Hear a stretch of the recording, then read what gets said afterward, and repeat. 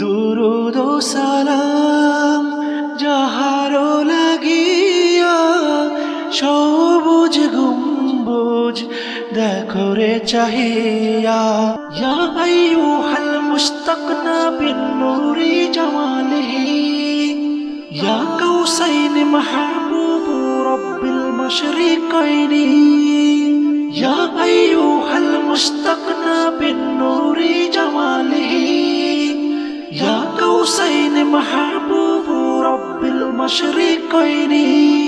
করব যেন আমরা আল্লাহর ওলিদের পরিচয় জেনে তাদেরকে চিনে তাদের কাছ থেকে দোয়া নিতে পারি। ঠিক না? ঠিক আছে না? ঠিক আছে তো? বুঝলাম না, রোহিয়ার মানুষরা উত্তর টুত্তর দেয় না কেন? ঠিক আছে? ঠিক নেই।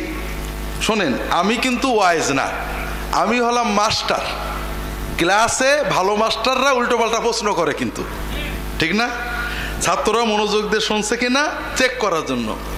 আমাদের রাসূল মুহাম্মদ রাসূলুল্লাহ সাল্লাল্লাহু আলাইহি ওয়াসাল্লাম যখন ওয়াজ করতেন প্রশ্ন করতেন, সাহাবীদেরকে প্রশ্ন করতেন এইটা সেইটা। ঠিক আছে? তাহলে ওয়াজের ভিতরে প্রশ্ন করা সুন্নত। আমি কিন্তু উল্টো পাল্টা প্রশ্ন করব, শুধু ঠিক আছে বললে হবে না, চিন্তা মিন্তা করা লাগবে। আসলে নিয়তটা ঠিক নেই। আমরা ওলিদের পরিচয়, ওলিদের মর্যাদা আলোচনা করব। উদ্দেশ্য হলো আমরা যেন আল্লাহর ওলি হতে পারি। কথা বোঝেননি? কোন নিয়তটা ভালো লাগছে আপনাদের? হ্যাঁ, মাশাআল্লাহ।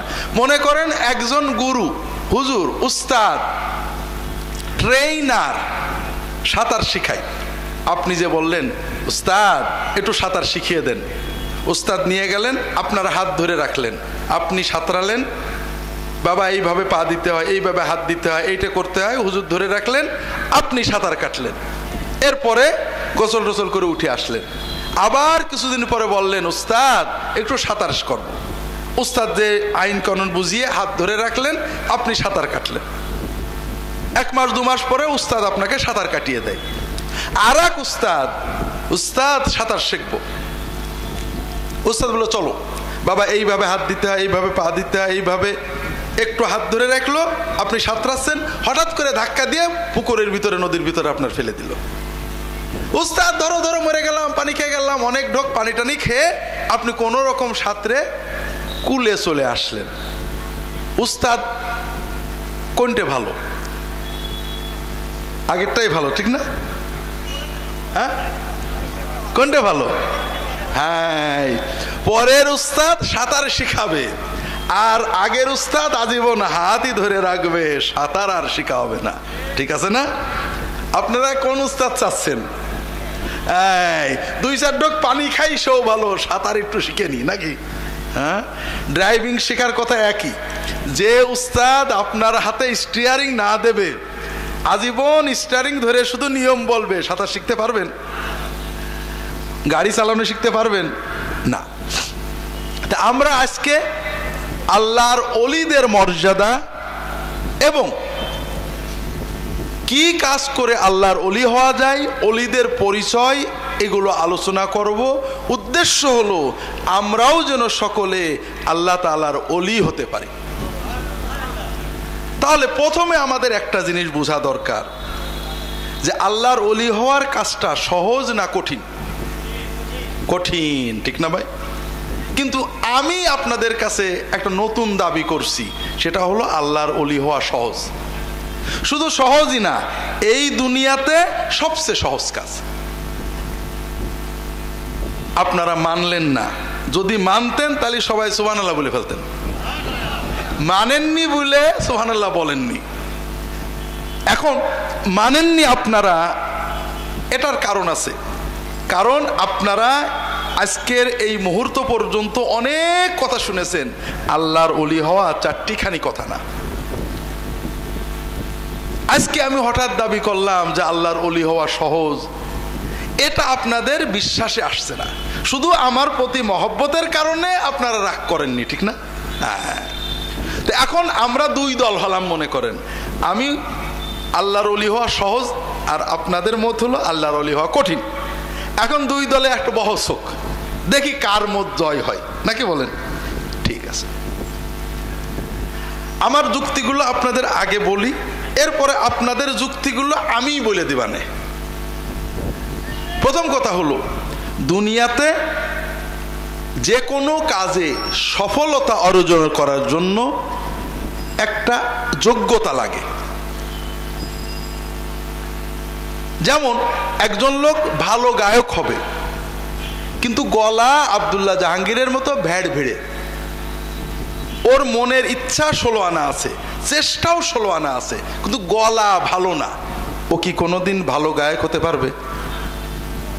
পারবে না। একজন লোকের ইচ্ছা সে বড় ডাক্তার হবে, তার মনের ইচ্ছাও 16 আনা, চেষ্টাও 16 আনা, কিন্তু ব্রেনটা খুবই ডাল, ও পারবে? পারবে না। একজন লোকের ইচ্ছা যে সেনাবাহিনীর অফিসার হবে, মনের ইচ্ছাও পুরো 16 আনা, চেষ্টাও 16 আনা, কিন্তু উচ্চতা 4 ফুট 2 ইঞ্চি, হবে? একজন লোকের ইচ্ছা সে খুব বড় ব্যবসায়ী হবে, বড় লোক হবে, কিন্তু বুদ্ধি সাধ্যি একেবারেই মোটা, পারবে? পারবে না। তো এইরকম দুনিয়াতে যে কোনো বিষয়ে বড় হওয়ার জন্য মনের ইচ্ছা এবং চেষ্টা শেষ কথা না, পাশাপাশি কিছু এক্সট্রা যোগ্যতা লাগে। আল্লাহর ওলি হওয়ার জন্য কি কি যোগ্যতা লাগে? টাইটেল পাস হওয়া লাগে, খুব ভালো গলার স্বর ভালো হওয়া লাগে, উচ্চতা 5 ফুট 2 ইঞ্চি হওয়া লাগে,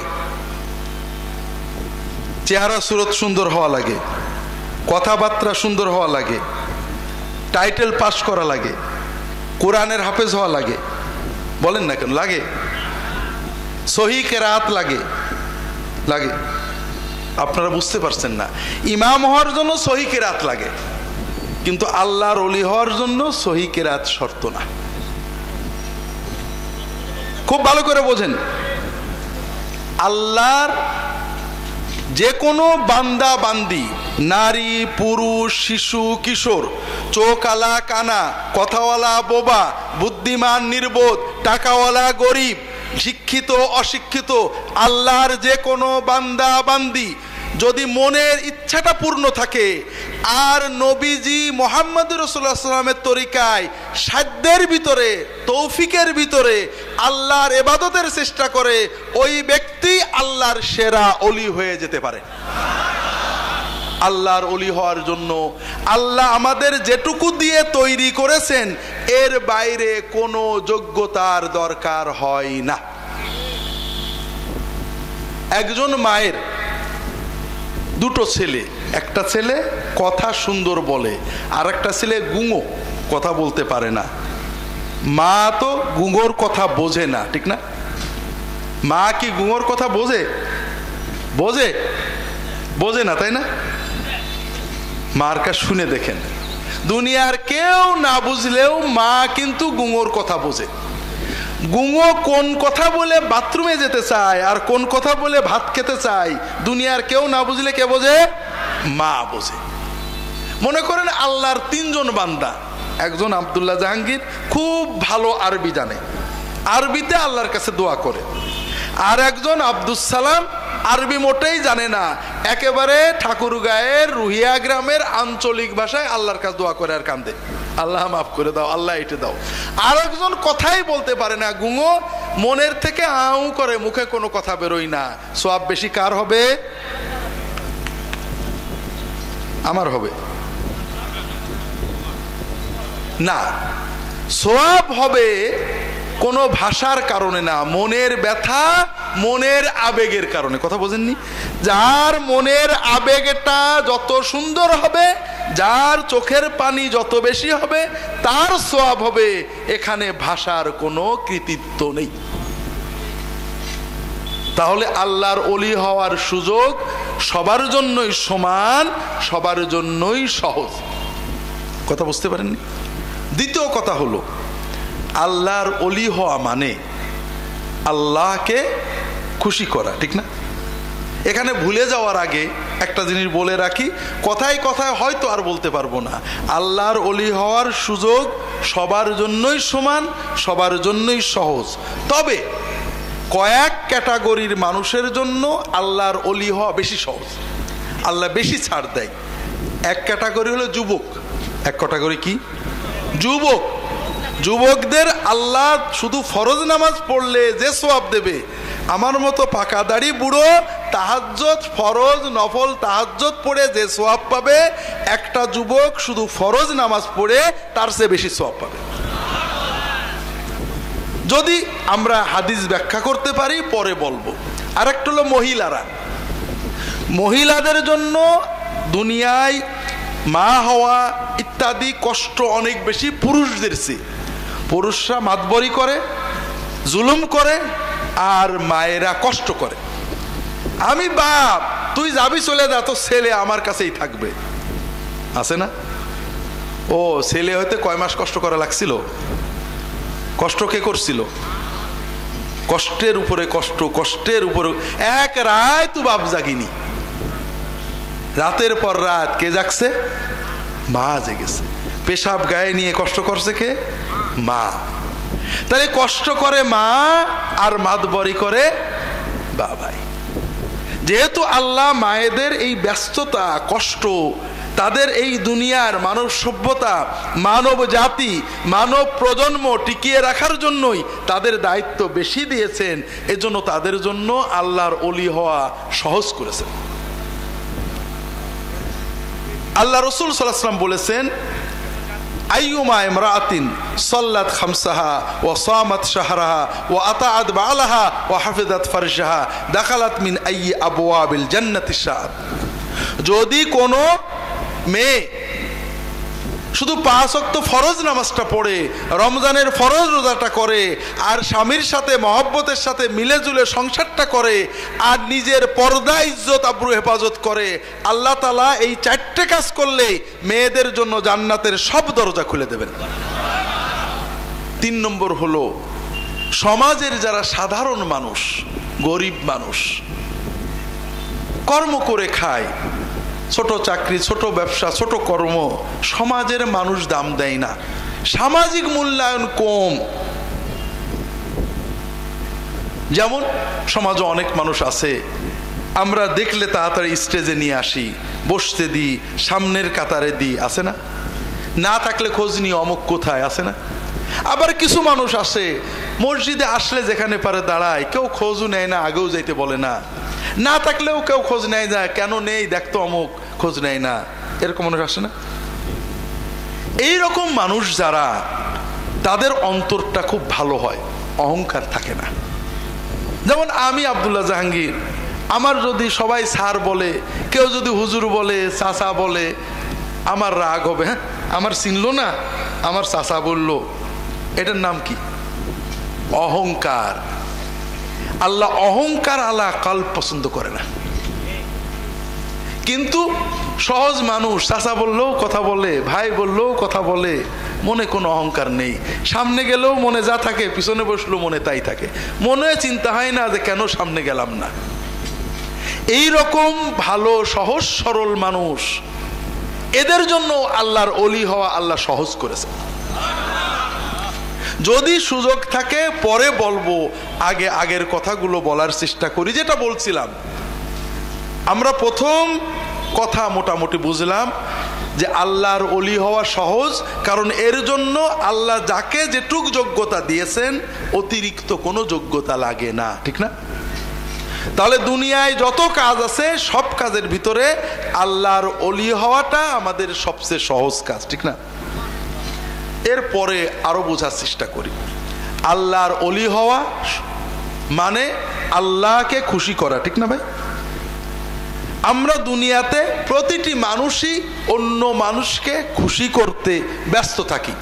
ছোট বাচ্চারা বাবা মাকে, স্কুলে স্যারকে, হুজুরকে, ম্যাডামকে, বন্ধুকে, বান্ধবীকে, বউকে, স্বামীকে, বসকে, রাজনৈতিক নেতাকে, মন্ত্রীকে, এমপিকে, লিডারকে খুশি করার জন্য আমরা সব সময় চেষ্টা করি, ঠিক না ভাই? ঠিক তো? তাহলে আমাদের জীবনটা হলো অন্য মানুষদেরকে খুশি করার একটা চিরন্তন সংগ্রাম। সবাই এটা করি। ঘরে বউ কি করে খুশি থাকবে টেনশন থাকে, বর কি করে খুশি থাকবে টেনশন থাকে, বাবা মা, বস, এমপি, মন্ত্রী, নেতা, স্যার, প্রিন্সিপাল, হেডমাস্টার, এইগুলোই তো আমাদের চিন্তা থাকে, ঠিক না ভাই? ঠিক না ভাই? ঠিক। হ্যাঁ, আপনাদের এই অভিজ্ঞতার আলোকে আমাকে বলেন তো দেখি, মানুষকে খুশি করা সহজ না কঠিন? মাশাআল্লাহ, এর রুহিয়াতে বুদ্ধিমান মানুষের অভাব নেই। মানুষকে খুশি করা খুবই কঠিন কাজ, ঠিক না ভাই? বউকে খুশি করে, স্যারকে খুশি করে, লিডারকে খুশি করে আমাদের অভিজ্ঞতা হয়ে গেছে, ঠিক না? তাহলে মানুষকে খুশি করা কঠিন, মানলেন তো? আর আল্লাহ তাআলাকে খুশি করা কঠিন না সহজ?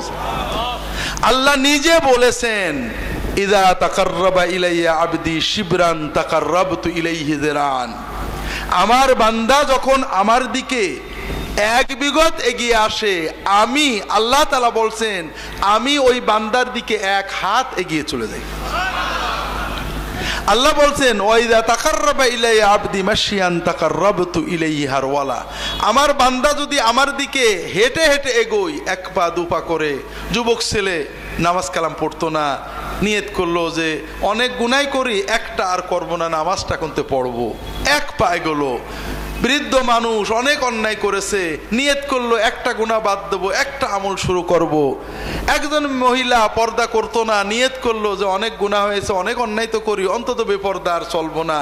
এক পা যদি কেউ আল্লাহর দিকে এগোয়, হেঁটে হেঁটে যদি কেউ আল্লাহর দিকে এগোয়, আল্লাহ তাআলা বলছেন আমি আল্লাহ দৌড়াতে দৌড়াতে ওই বান্দার দিকে চলে যাই। হাজরিন,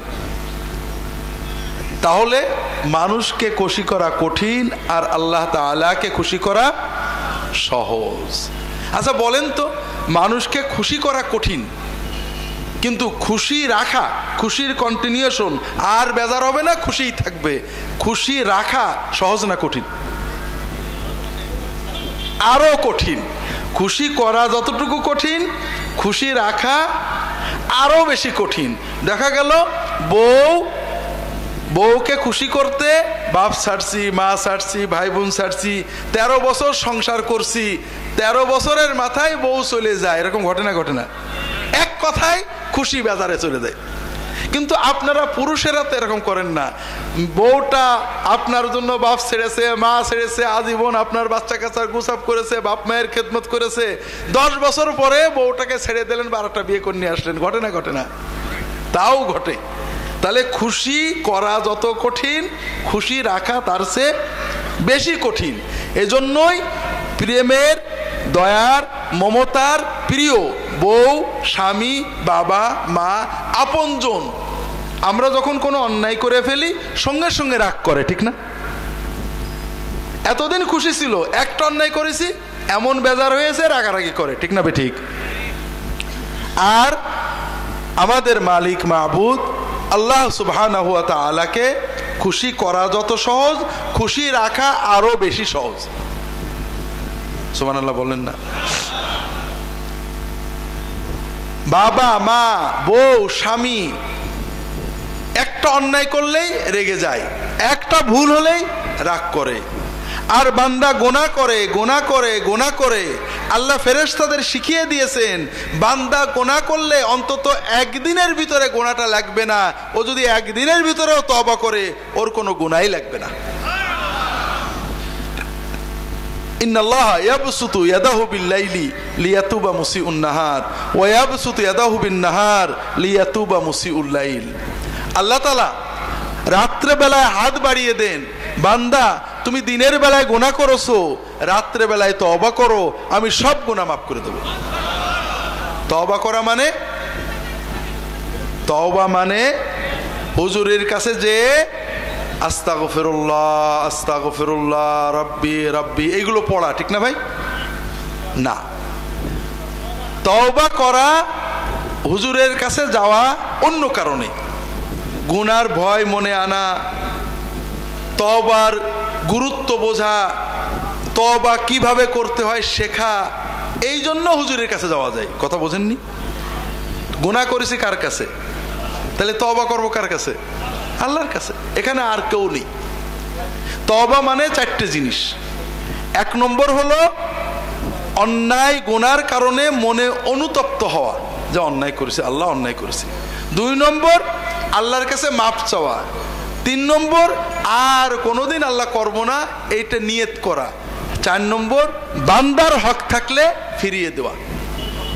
আল্লাহ বলেন যে বান্দা দিনের বেলায় গুনাহ করেছো, রাত্রে বেলায় ঘরের ভিতরে বিছানায় শুয়ে গোপনে একাকী আমার কাছে মাপ চেয়ে নাও, তওবা করো, আমি তোমার গুনাহ মাফ করে দেব। আল্লাহ দিনের বেলায় হাত বাড়িয়ে দেন, বান্দা রাতে গুনাহ করেছো, এখনো দিন আছে, তুমি মাপ চাও, তওবা করো, আমি তোমার গুনাহগুলো মাফ করে দেব। তাহলে আল্লাহকে খুশি রাখা সহজ না কঠিন? আল্লাহর ওলি হওয়া সহজ না কঠিন? সহজ।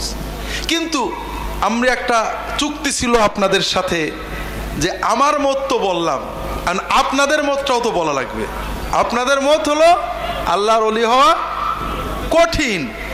কেন? আমি জানি কেন। কারণ আপনারা দীর্ঘদিন ওয়াজ শুনেছেন, আল্লাহর ওলি হতে মানুষ জঙ্গলে চলে গেছে, বাড়িঘর ছেড়ে দিয়েছে, রাজত্ব ছেড়ে দিয়েছে। গল্প শোনেননি? শুনেছেন না শোনেননি? এই গল্পগুলো থেকে আমরা বুঝেছি যে আল্লাহর ওলি হওয়া খুব কঠিন কাজ, ঠিক না? আর এই গল্পগুলো ঠিক না। আমি আপনাদেরকে এবং ওলামায়ে কেরাম যদি থাকেন সবাইকেই বলবো, গল্প দিয়ে ওয়াজ করা ঠিক না। এই গল্পগুলো দ্বীনের শিক্ষা দেয় না। আমাদের দ্বীন আল্লাহ তাআলা দিয়েছেন কোরআন, সুন্নাহ, সাহাবায়ে কেরামগণ, সাহাবীদের জীবনী, রাসূলুল্লাহ সাল্লাল্লাহু আলাইহি ওয়াসাল্লাম জীবনী, কোরআনের কথা, হাদিসের কথা, এটার ভিতরে রয়েছে আমাদের হেদায়েত। কথা কি বুঝতে পেরেছেন?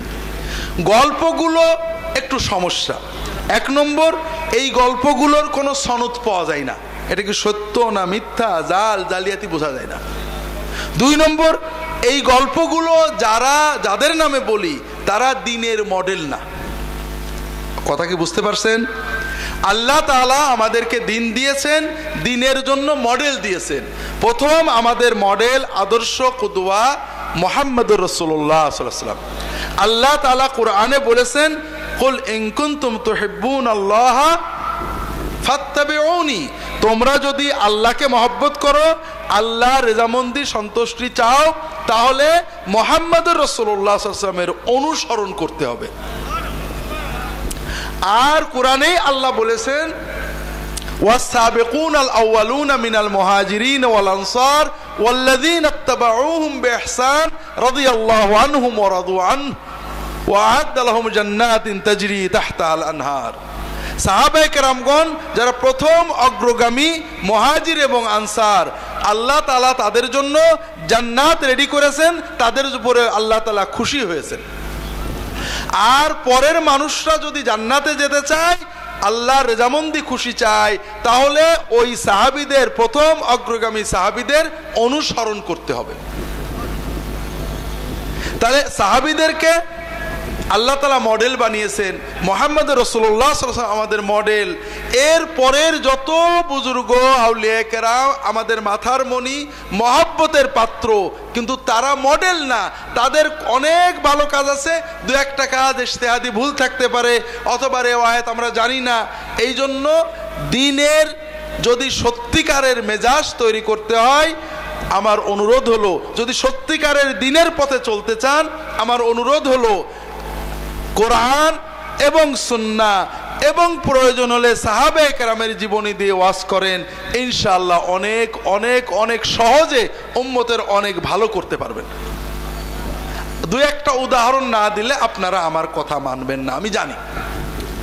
আল্লাহর ওলিদের ভিতরে, আশিকে রাসূলের ভিতরে বড় মডেল হলেন ওয়াইস কারনী রাহমাতুল্লাহ আলাইহি।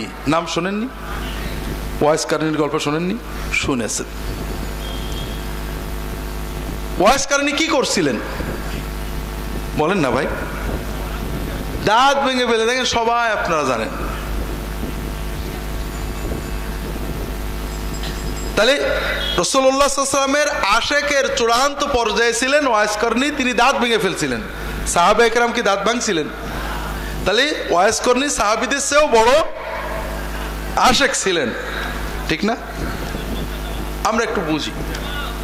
আমার পীর ও মুর্শিদ ফিলিস্তিনে গেছে, দাজ্জাল বাহিনীর বিরুদ্ধে যুদ্ধ করছে।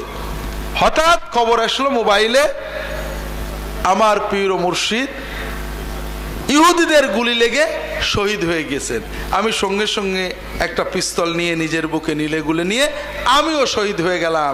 আমার হুজুর যে জান্নাতে যাবেন, আমিও সেই জান্নাতে যাব, ঠিক না? কেন? আমি তো আশেক। আচ্ছা গেল, এটা করলাম না। আমি খবর পেলাম আমার পীর ও মুর্শিদ ইহুদিদের গুলি লেগে তার দাঁত ভেঙে গেছে। আমিও একটা হাতুড়ি নিয়ে দাঁত ভেঙে ফেললাম। শত্রুর গুলি লেগে দাঁত ভেঙে আমার হুজুরের যে সওয়াব হয়েছে, নিজের হাতুড়ি দিয়ে নিজের দাঁত ভেঙে আমারও সেই সওয়াব হবে, ঠিক না? কি হবে? গুনাহ হবে, ঠিক না?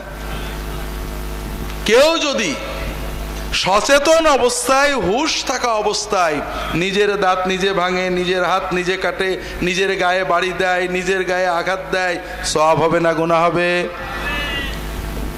এই গল্পটা মিথ্যা, বানোয়াট, কোথাও নেই। আমার একটা বই আছে হাদিসের নামে জালিয়াতি, এবং ফুরফুরার মরহুম পীর আবু জাফর সিদ্দিকী রাহেমাহুল্লাহ তার লেখা একটা বই আছে আল মৌজুআত, ওটাও আমি বাংলা অনুবাদ করেছি। বইগুলো পড়বেন। সমাজে প্রচলিত এই বানোয়াট গল্পগুলো আমাদের ইসলামের চেতনা নষ্ট করে দিয়েছে। ইসলাম কি ঘরে বসে দাঁত ভাঙা শেখায়, না সমাজে যে দৌড়ে দিনের দাওয়াত দিয়ে দিন প্রচার করে কষ্ট করে মাথার গাম পায়ে ফেলে দাঁত ভাঙা শেখায়? বলেন না কেন? এই ঘরে বসে দাঁত ভাঙার কোনো স্থান ইসলামে নেই। কথা কি বুঝতে পারছেন?